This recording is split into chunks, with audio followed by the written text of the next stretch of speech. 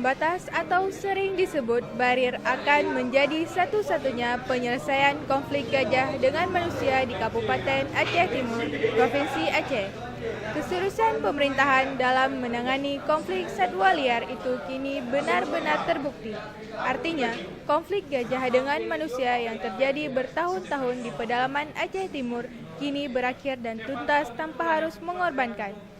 Bahkan kini ratusan gajah yang selama ini mengamuk dan masuk ke pemukiman penduduk ke depan akan digiring ke habitatnya menggunakan gajah jinak yang ada di CRU Serbajadi.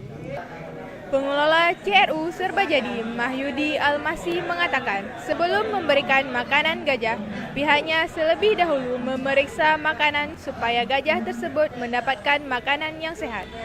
Sore harinya, gajah liar tersebut akan diberikan pelatihan hingga nantinya satwa liar itu menjadi jinak seperti gajah yang sudah ada di CRU Serbajadi. Ya, ini baru pembersihan lahan, itu kan bekas pakannya yang udah mengering. Ya, jadi dibersihkan, nanti masuk pakan baru. Ya, untuk pakan sore hari sampai malam. Sebentar lagi mereka akan melakukan kegiatan mandi sore ya, kalau kita istilahnya.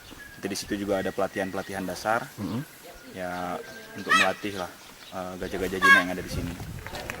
Sebagaimana diketahui, konflik gajah selama ini terjadi di Kecamatan Ranto Perelak, Juluk, Indra Makmur, Banda Alam, Biren Bayen, Sungai Raya, dan Penerun, serta beberapa titik lainnya di Aceh Timur.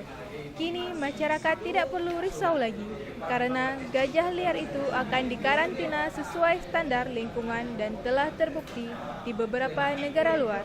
Dengan cara ini, gajah tetap terlindungi. Dari Aceh Timur, Said Maulana, Pelita 8 On TV melaporkan.